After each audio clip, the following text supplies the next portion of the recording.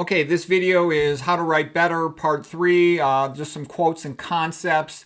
And the way this stuff works with quotes is everybody's in a different phase in their writing, and you'll see a quote and it'll just click into something that you need at that moment. You know, some of you might already know all this stuff, but for any writer, it's good to go through all this. Okay, first thing, reduce narrative steps. Yeah, get to the point. Most people who can't write well, they go around and around in circles. That's, again, the benefit of having a conversation first. You'll have known from the conversation what it takes to get to the point. Make it easy for the audience to understand. That just comes from writing an active voice. And again, going with the conversation. That's really the best guide, is that intelligent friend conversation. Okay, here's William Hazlitt, great essayist. He said, "It is a common mistake to suppose that parodies degrade or imply a stigma on the subject. On the contrary, they in general imply something serious or sacred in the originals." And a typical example will be, I'll joke around a lot about Christianity and I'll transpose vegan diet into Christian sayings and principles because I like it. I mean, I wouldn't do that if I didn't like it, because it then carries that religious resonance and emotional echo and strength. Okay, Vladimir Nabokov. He's the one who wrote Lolita. He says, "Satire is a lesson, parody is a game." Okay, so parody is when you're having fun. Satire is a little bit more a lot of times when you're criticizing something. Here's P.J. O'Rourke. "Parody is when you make fun of people who are smarter than you. Satire is when you make fun of people who are richer than you." Okay, J.B. Morton here. "The English are very fond of humor, but they are afraid of wit. For wit is like a sword. Humor is like a jester's bladder." And so, basically a lot of times joking around will sometimes make fun of something, but, it depends on the context. All right, P.J. O'Rourke. "Creative writing teachers should be purged until every last instructor who has uttered the words 'write what you know' is confined to a labor camp. The blind guy with the funny little harp who composed the Iliad, how much combat do you think he saw?" All right, so that gets back to, every writing class that they always say, write what you know. And it's more, write what you're excited about and then go learn it. Anyways, here's another quote from P.J. O'Rourke. "Everything that's fun in life is dangerous. Horse races, for instance, are very dangerous. But if you attempt to design a horse that's safe, the result is a cow. It's impossible to be alive and safe." P.J. O'Rourke had another good quote. I don't know where it is, but he said, "Good humor is fast. It gets to the punchline fast. Because if the joke delays too long, it somehow loses its energy." All right, the next quote, this one's anonymous. "Friction seems more effective at changing people's beliefs than nonfiction. People read nonfiction with their shields up, critical and skeptical. But when absorbed in a story, their guards are down. Humans are not moved by data dumps. They are moved by a story." Anonymous. Okay, so what that reminds me of is the difference between internal medicine lecture and, let's say, a radiology lecture. A typical internal medicine lecture is painful. There's all these tables of data and charts, analysis of the p-value on the paper, and most of it's kind of nonsense. You're talking about, drug A versus B versus C versus D, and they all suck, but one's 5% better. So, versus a good radiology conference, you see a dramatic case, and that picture, you just burn that in your mind and you remember it forever. So that's, like that quote just said, a good story, a good example, that'll stick with you. The other thing, too, you always hear in medicine is, don't go by anecdotal information, go by the papers. That's BS, because anecdotal information is the truth. You talk to your friend, a colleague who's dealt with that situation before, they'll tell you what really happens, what it's like to be in that situation, versus the paper, they're promoting some drug or procedure, trying to sell something. Okay, Ray Bradbury, he's the guy who wrote Fahrenheit 451. He wrote some other good stories too. Here's a quote from him. "Your intuition knows what to write, so get out of the way." Yeah, that's why, again, you're comfortable when you have a conversation with an intelligent friend, so just go with that. Don't try to be too technical about it. Okay, Anne Lamott, she's a good writer. Here's what she says. "You are going to feel like hell if you never write the stuff that is tugging at your sleeve and your heart, your stories, your visions, your memories, your songs, your truth. your version of things in your voice. That's really all you have to offer us, and that is why you were born. So yeah, what she's basically saying is, sometimes you're scared to write something, and rightfully so. You can get in trouble for writing some things. You don't get in trouble for telling the truth typically. You don't get in trouble for lying. You get in trouble for telling the truth. You get paid to lie. To tell the truth, you go broke. Look at this YouTube channel. It doesn't make 10 cents. But you also feel, why should I bother and put any time in this unless I'm going to do something that I think is useful or good, or I'm building up to something good. Gail Goodwin, quote here, writing is mostly this is an anonymous quote. Writing is mostly creativity. Rewriting is mostly craftsmanship. Yeah, that's kind of how it works. With the first draft, you're just trying to get things down on paper. And then when you rewrite, you can work out, how you should punctuate it, make the sentences more concise, make it flow better. But the important thing is typically getting that rough draft down, because then it's easy to edit it later. Okay, Gail Godwin, she's a historian. Here's her quote. Good teaching is 1/4 preparation and 3/4 pure theater. Yeah, a good teacher, they make it emotional. They make it fun. They connect with the audience, the teacher, the students, whatever. But they also got to know the material. And a really good teacher knows the material well and makes it interesting and has insight beyond the book. Gail Godwin, she says, something is your vocation if it keeps making more of you. Yeah, that's a good quote, by the way, now I'm so sick of the word passion, but it is true that if you're doing something good, it energizes you, versus if you're just going through the motions to make money, you do it because you have to, but it's not energizing you. All right, Dorian Lau has a quote here. Good writing works from a simple premise. Your experience is not yours alone, but a metaphor for everyone's. Yeah, usually most things that are worth writing about or talking about are something that you feel would be relevant to the audience. The more relevant, the better. And that's the secret of being a good writer, is telling it, from your gut as true as you can, so that the other person feels it from heart to heart, if you will. Okay, James Frey quote. He writes about writing. The great rule of dramatic writing is conflict, conflict, conflict. Oh, what that's all about is if you're writing a novel, a story with some suspense or something, basically a lot of times the hero, the protagonist of the novel, it's good to kind of keep them in trouble. So there's suspense, there's drama. That has a tendency to make the reader want to keep on reading if they're reading a great book. For example, I'm reading Trinity about the history of Ireland, and Connor Larkin, the hero of the book, is a great guy. And he's always, in one disaster after another, which makes it kind of interesting. Okay, here's a quote by Samuel Delaney. Good writing is clear. Like, you can teach a person to write clear, but talented writing is energetic. Yeah, somebody who just has a knack for it, there'll be energy coming off the words. Good writing avoids errors, whereas talented writing makes things happen in the reader's mind vividly, forcefully.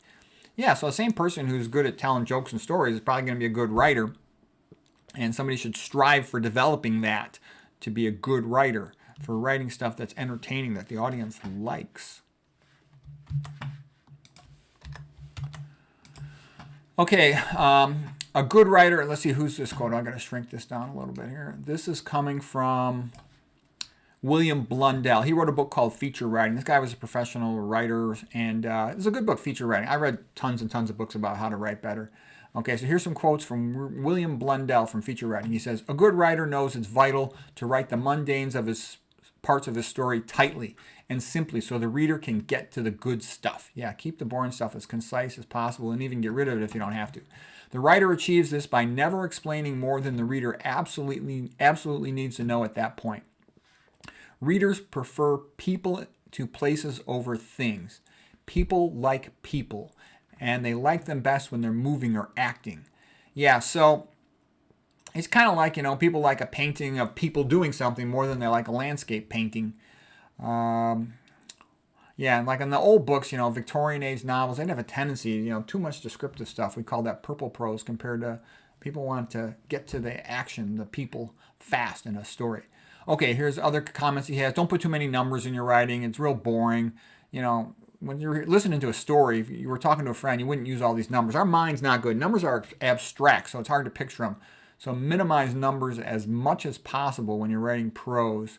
And don't be too long on the attributions. If you're giving your thesis presentation for your PhD, you have to kiss butt a little bit and, spell out every professional detail and how great all your mentors and professors were. But if you're writing something to entertain an audience that doesn't care about that, then be brief on it. Put what's necessary, but be brief.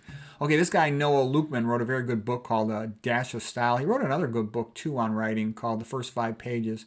I think he's a professional editor, so he's very good. Readers want strong arguments and strong opinions. They don't like writers who play it safe. Readers yearn for confident prose.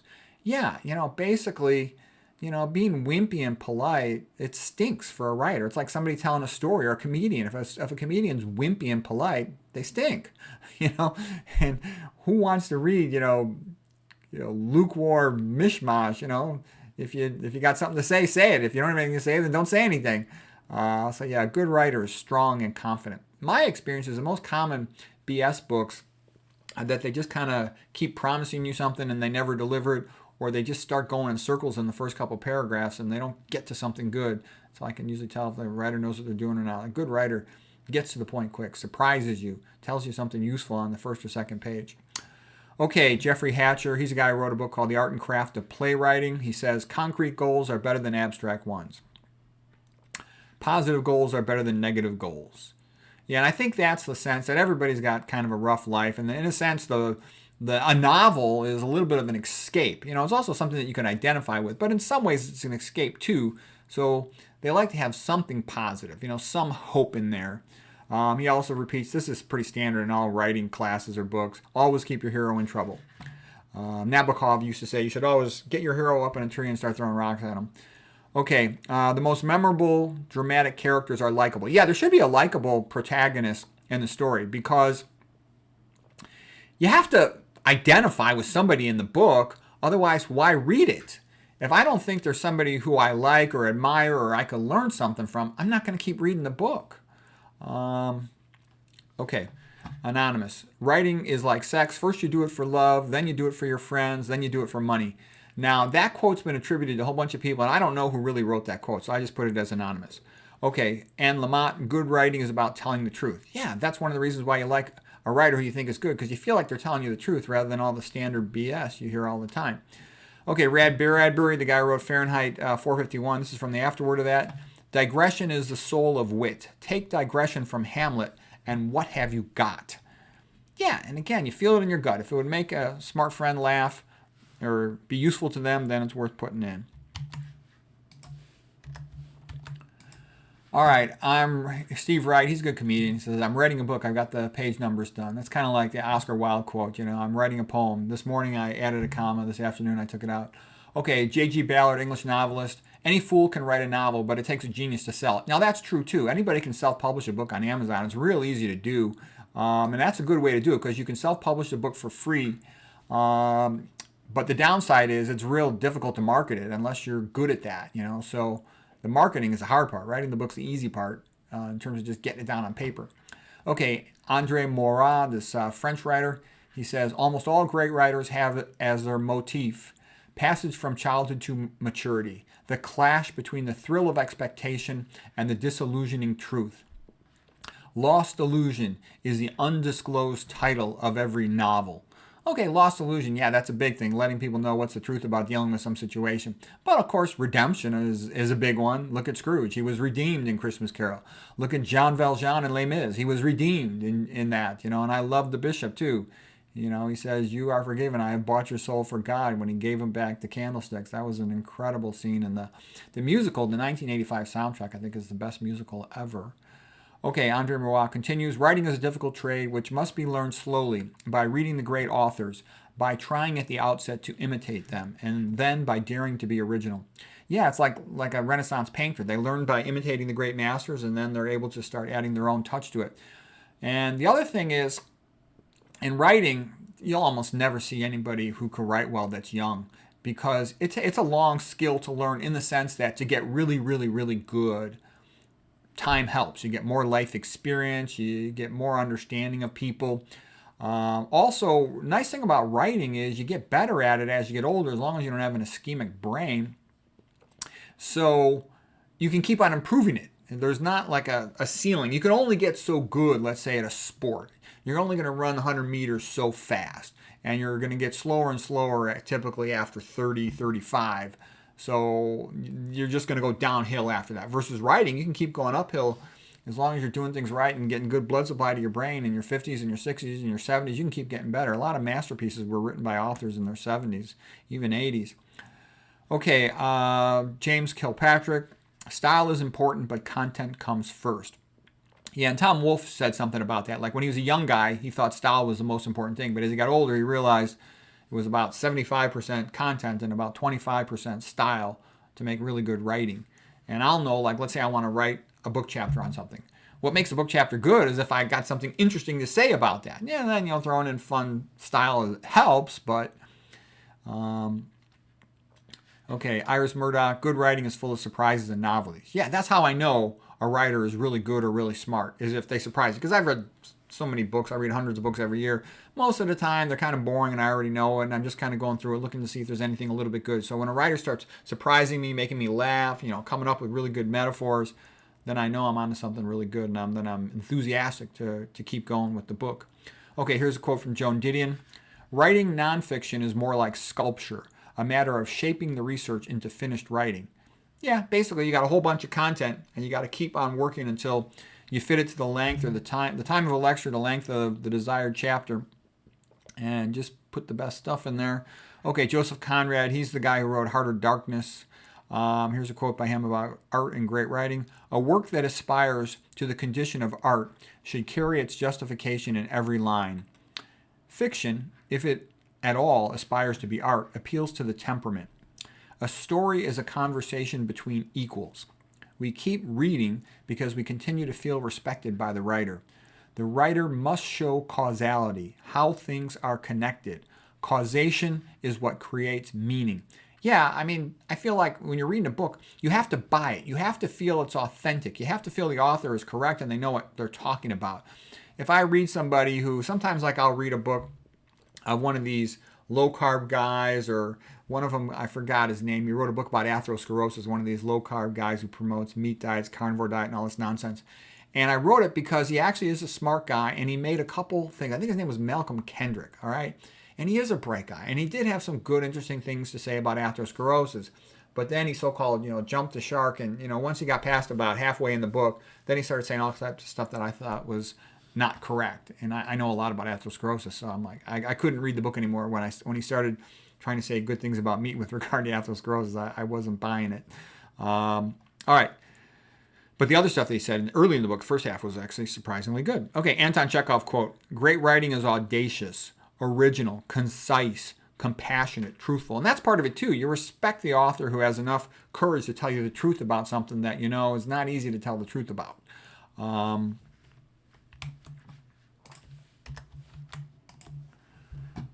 Okay, this one here is the next couple ones are from Jorge Luis Borges.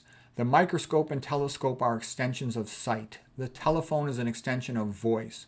The book is an extension of memory and imagination. Yeah, a book is a great thing. It's like a conversation with an author from potentially hundreds of years ago, even over 1,000 years ago, 2,000 years ago. And it's the condensed summary of their best thoughts on that topic. Okay, all that happens to us, including our humiliations, our misfortunes, our embarrassments, all is given to us as raw material, as clay, so that we may shape our art.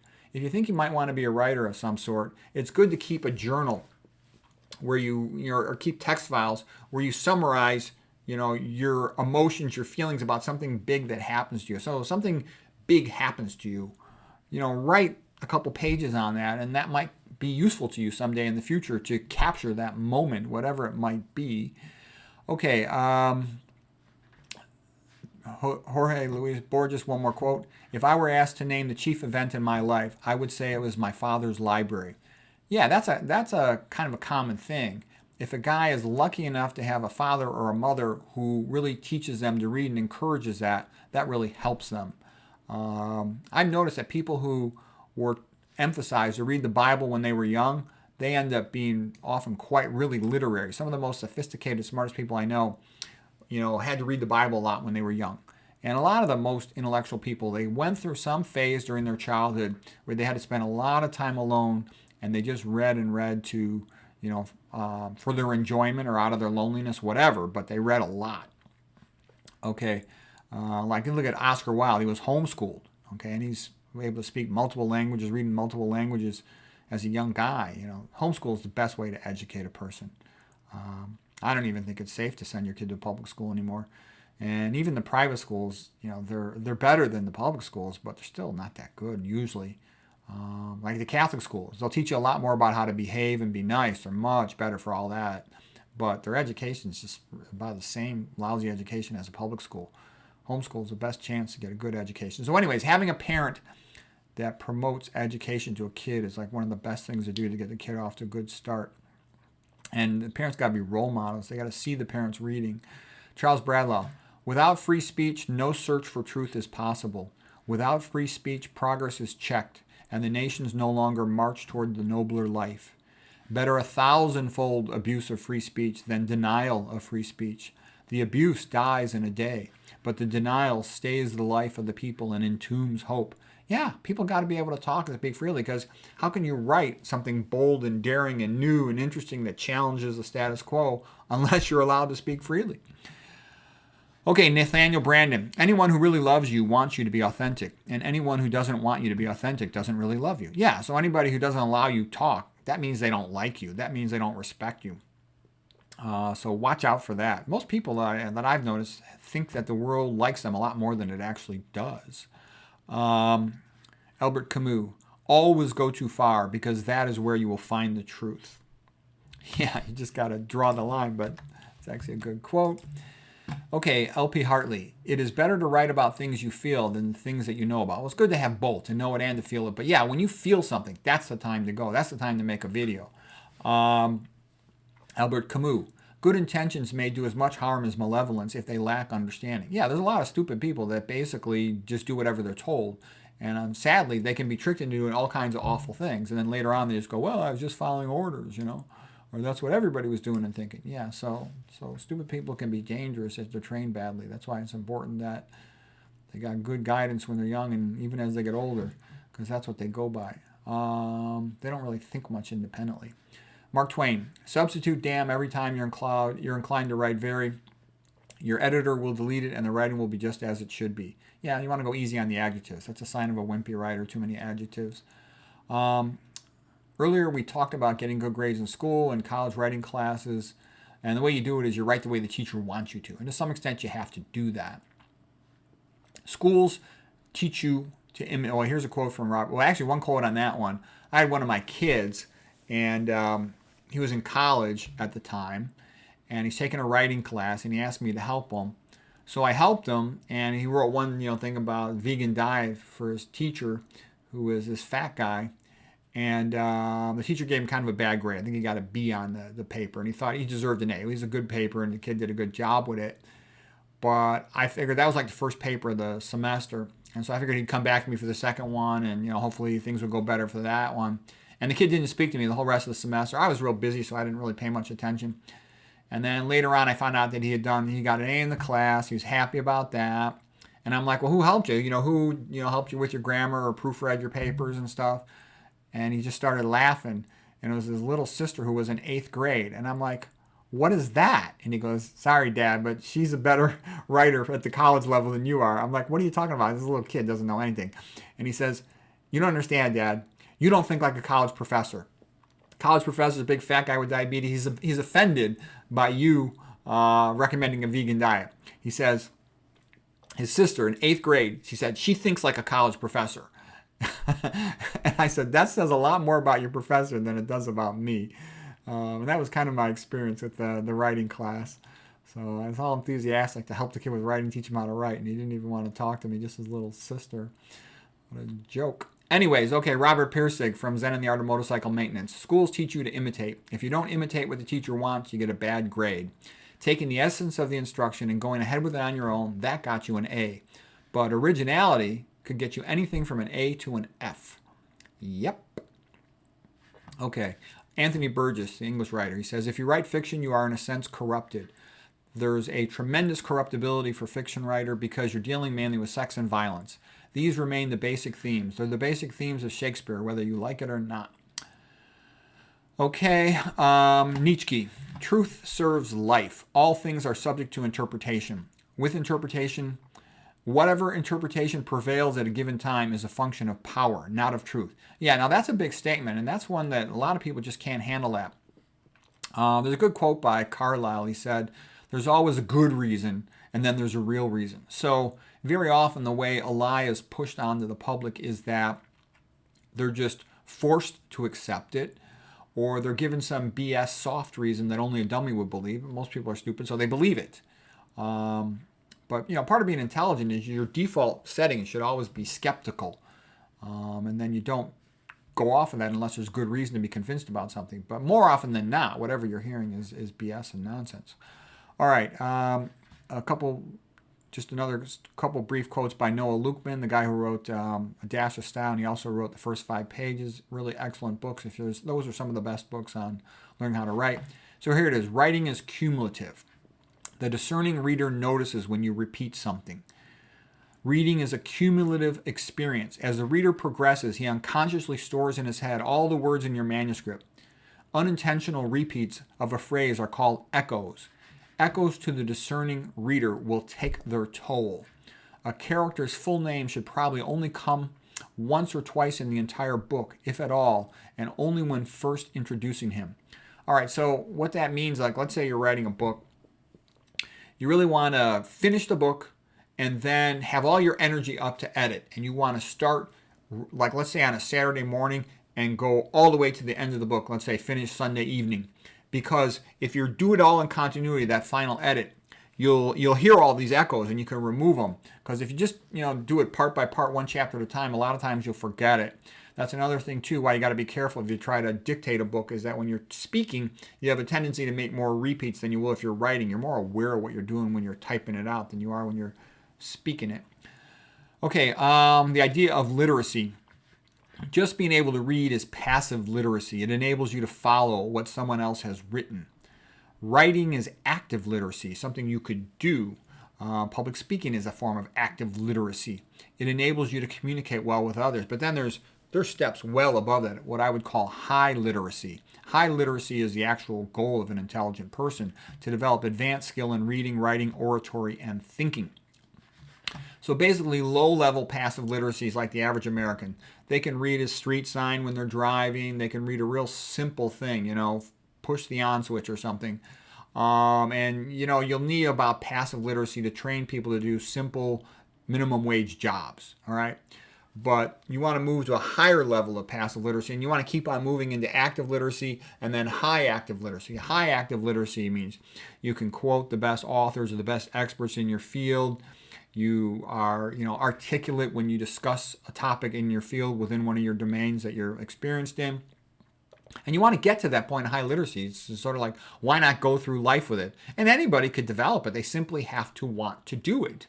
And I saw that as a big difference in education of people, is that if you're just trying to go through the motions to get your tickets, stamped so you can move to the next level to make money, then you're only going to do the minimum. But if you really want to learn and be educated and be well informed and be articulate, then you make the effort.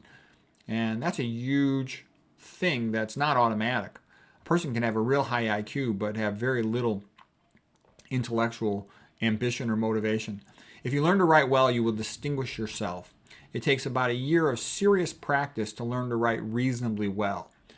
Of course, you want to read a lot, because then you're swimming in words. Okay, here's a quote from Tom Clancy, the famous writer. Whenever somebody comes up with a good idea, there's somebody else who never has had a good idea in their life who stands up and says, oh, you can't do that.